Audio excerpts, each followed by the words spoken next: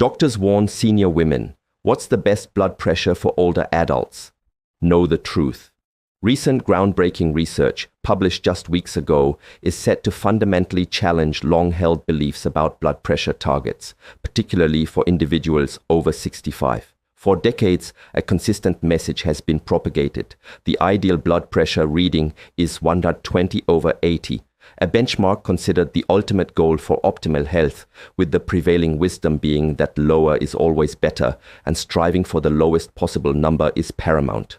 However, new findings from a prominent medical journal present a starkly different perspective, suggesting that for seniors, aggressively pursuing a 120/80 reading might in fact be detrimental, potentially leading to falls, strokes, and even fatalities. You won't want to miss the final habit, or 99% will miss the last tip and will stuck with blood pressure management for life.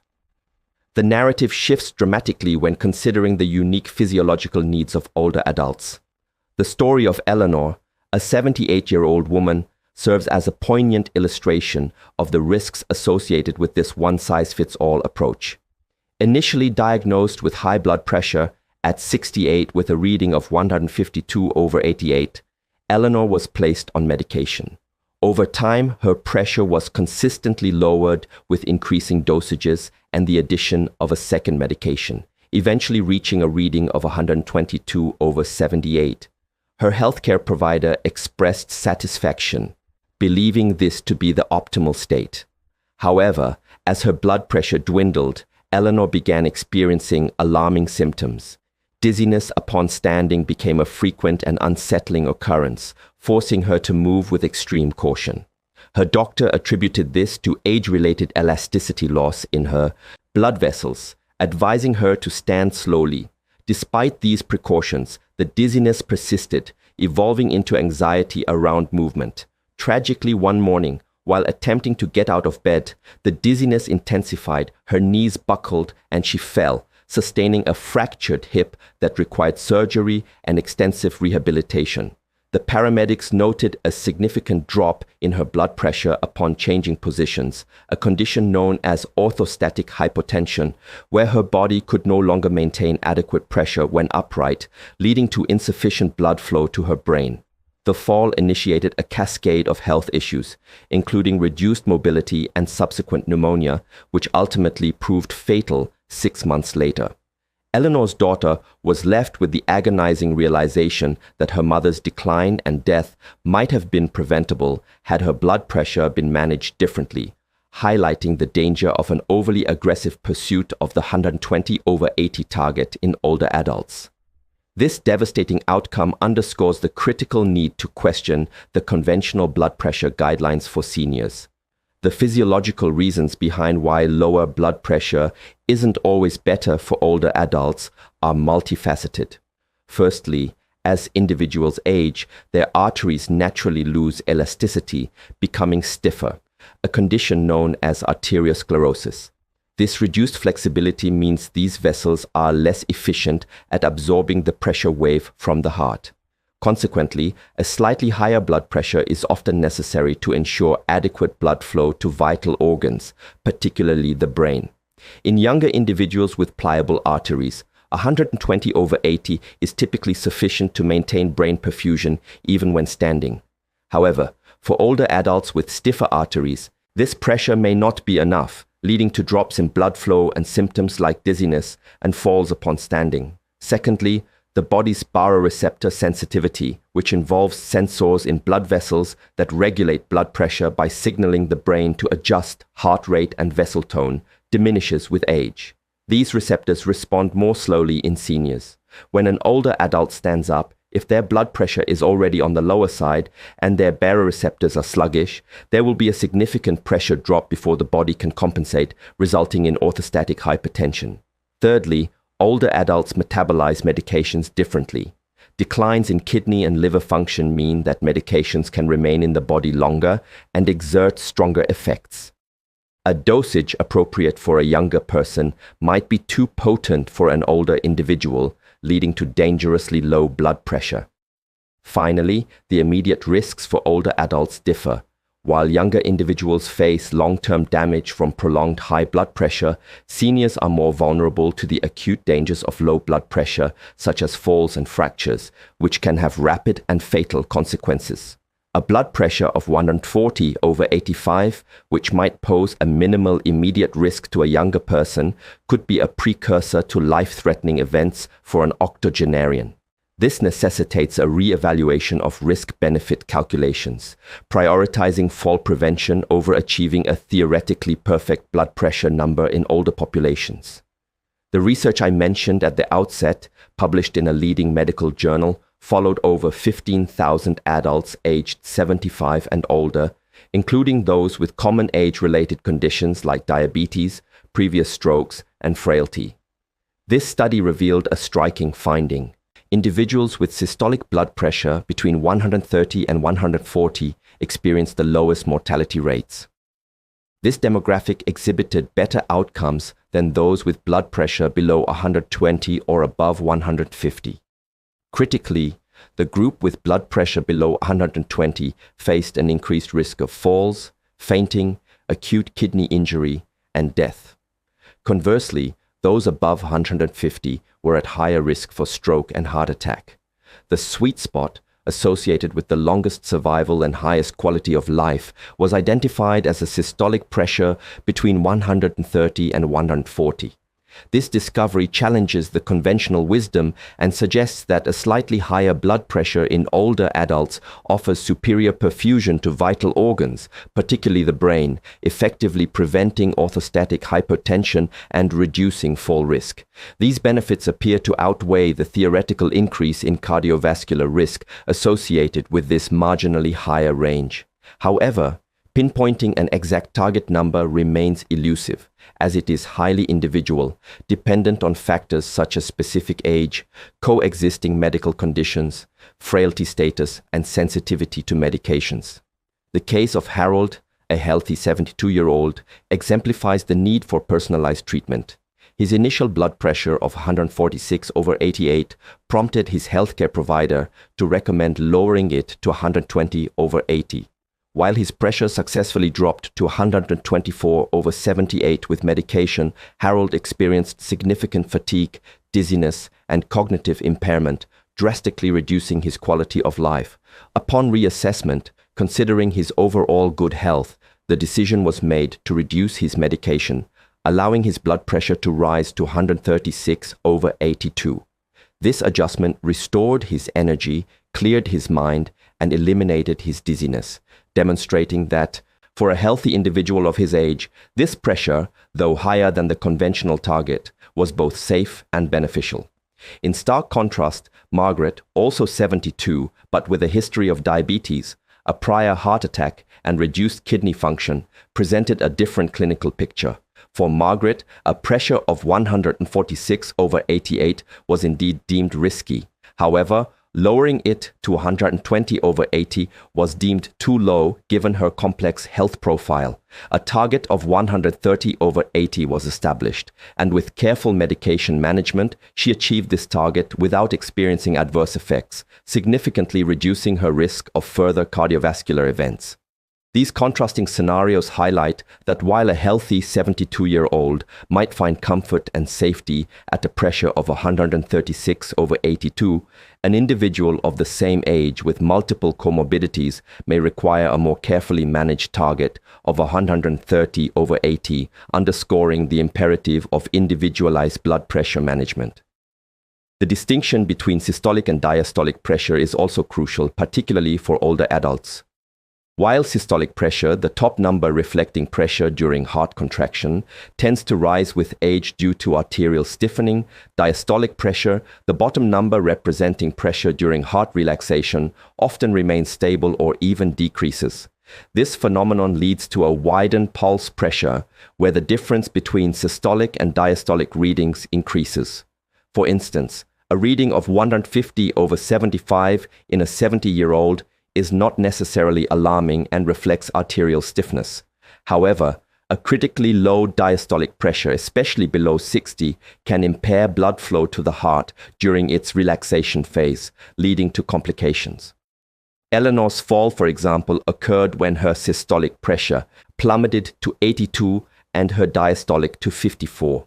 This dangerously low diastolic pressure likely contributed to inadequate blood flow to her heart, exacerbating her dizziness and fall.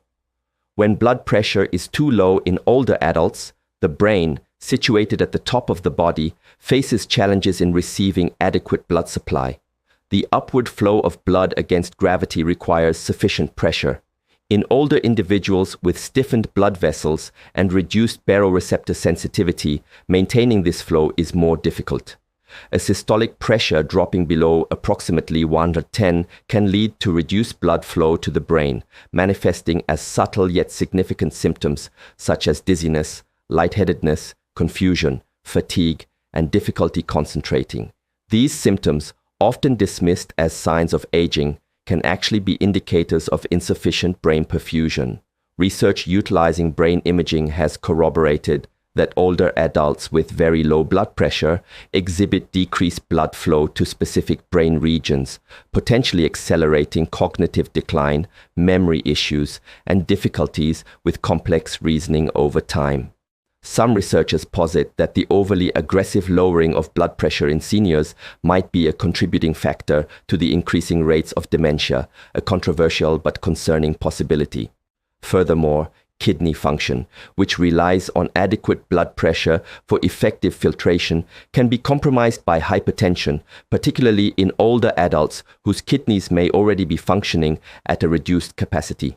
Studies have indicated a correlation between aggressive blood pressure reduction in seniors and the incidence of acute kidney injury, as their kidneys struggle to operate efficiently under lower pressure. Therefore, a careful balance must be struck. Blood pressure needs to be low enough to mitigate the risk of stroke from hypertension, but high enough to ensure sufficient blood flow to the brain and kidneys and to prevent orthostatic hypertension and falls. This equilibrium point is invariably higher for older adults compared to their younger counterparts. For individuals aged 65 to 75, who are generally healthy and active with no significant medical conditions, a systolic blood pressure target of 130 to 140 with a diastolic range of 70 to 85 is considered reasonable.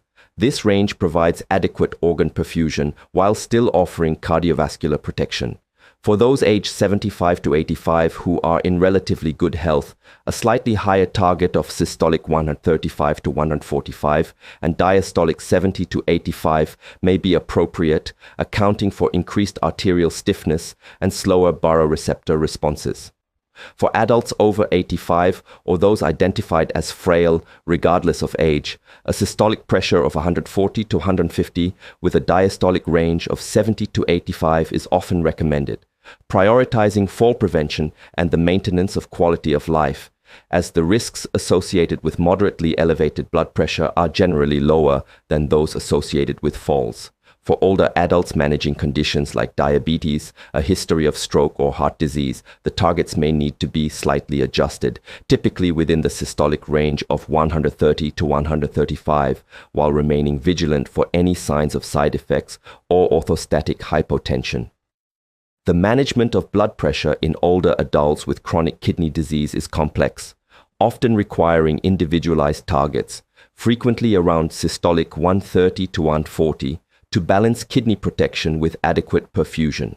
A crucial aspect of blood pressure management in older adults is the diligent monitoring for and prevention of orthostatic hypotension. This condition, characterized by a significant drop in blood pressure upon standing, is a critical warning sign that one's blood pressure may be too low for their age or that current medications are too potent.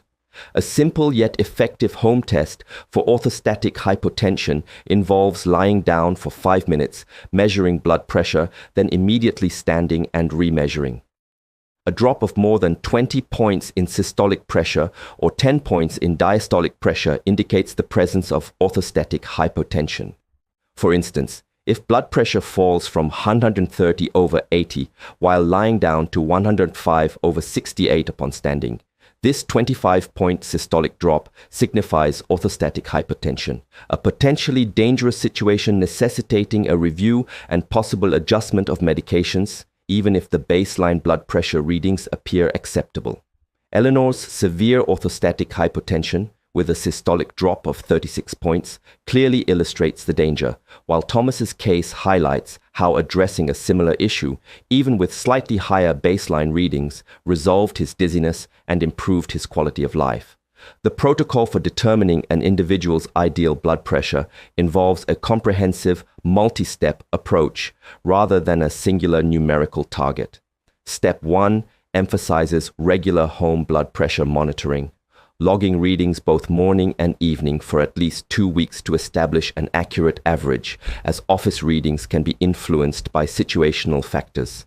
Step 2 involves screening for orthostatic hypotension using the lying to standing test. A significant drop in pressure during this test may indicate a need for medication adjustments, irrespective of overall blood pressure readings.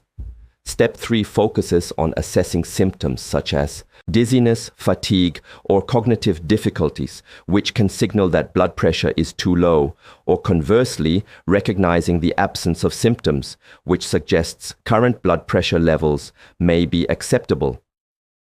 Step 4 necessitates a thorough consideration of all coexisting medical conditions, including diabetes, heart disease, kidney disease, and prior strokes, as these factors significantly influence individualized target ranges. Step 5 involves an open and detailed discussion with one's healthcare provider, armed with home blood pressure logs, orthostatic hypotension results, and symptom reports to collaboratively determine the most appropriate target. Step 6 advises slow and deliberate adjustments to medications, changing one aspect at a time, with frequent monitoring and reassessment for effectiveness and any adverse effects. Finally, Step 7 stresses the importance of regular reassessment, typically every 6 to 12 months, as ideal blood pressure targets can evolve with age, and repeating the orthostatic hypertension test to ensure ongoing appropriateness of the current regimen. Addressing common concerns: if a healthcare provider insists on a 120/80 target, despite evidence to the contrary, presenting research such as the JAMAMA study can be instrumental in advocating for a higher, safer target for older adults. In cases where doctors remain inflexible, seeking a second opinion is advisable. For individuals on multiple blood pressure medications with persistently elevated readings, adding more medication should be approached cautiously, especially if no symptoms or orthostatic hypertension are present. A reassessment of the current target may be more appropriate. For healthy 68-year-olds, 120/80 might still be suitable, but if symptoms arise, a higher target should be discussed. Blood pressure naturally fluctuates, and focusing on the overall pattern from a home log is more informative than isolated readings. Critically, never alter medication dosages without consulting a healthcare provider. Instead, schedule an appointment to discuss concerns and request a regimen re-evaluation. The story of Patricia, a 76-year-old who experienced severe dizziness and confusion at a blood pressure of 118/72, illustrates the detrimental effects of overly aggressive treatment. After adjusting her medications to allow her pressure to rise to 138/78, her orthostatic hypotension resolved, her symptoms disappeared, and her quality of life significantly improved, demonstrating that function and independence can be prioritized over a rigid numerical target. Conversely, George, an 81-year-old with a blood pressure of 172/94 who felt well and was active, chose lifestyle modifications over medication. His pressure, while still higher than conventional targets, remained stable around 155/86 with no complications, highlighting the principle of treating the patient, not the number, which prioritizes the individual's overall well-being and functional status over solely focusing on a numerical value. This approach recognizes that context, individual factors, and the patient's own perception of their health are paramount in managing blood pressure in older adults. The relationship between blood pressure and dementia risk is complex. While midlife hypertension is linked to an increased risk of vascular dementia over decades, very low blood pressure in late life may also contribute to cognitive decline due to reduced brain perfusion. The optimal range for cognitive health in those over 75 appears to be a systolic pressure between 130 and 145, suggesting that excessively low blood pressure could potentially accelerate cognitive deterioration. Furthermore, the phenomenon of white coat hypertension, where blood pressure readings are elevated in a clinical setting but normal at home, can lead to overtreatment if solely reliant on office measurements. Conversely, masked hypertension, where home readings are high but office readings are normal, underscores the importance of home monitoring for accurate assessment. In summary, for most individuals over 75, a systolic blood pressure between 130 and 140 is associated with the best outcomes, with pressures below 120 increasing risks of falls and other complications, and pressures above 150 posing risks of stroke and heart attack. For healthy individuals aged 65 to 75, targets can be slightly lower, but symptoms or orthostatic hypotension warrant consideration of higher ranges. Frail older adults, regardless of age, benefit from higher targets, often 140 to 150 systolic, prioritizing independence and fall prevention. For those with diabetes, prior stroke, or heart disease, individualized targets around 130 to 140 systolic are generally recommended, with close monitoring. Diastolic pressure should ideally remain above 65, preferably 70 to 85, to ensure adequate blood flow to the heart and brain. Orthostatic hypotension is frequently more dangerous than moderately elevated blood pressure and necessitates diligent checking and potential medication adjustments. If you understand that blood pressure targets for older adults should be higher than traditional guidelines suggest, comment, "I understand." If you plan to discuss changing your target with your doctor at your next visit, comment, "Talking to doctor."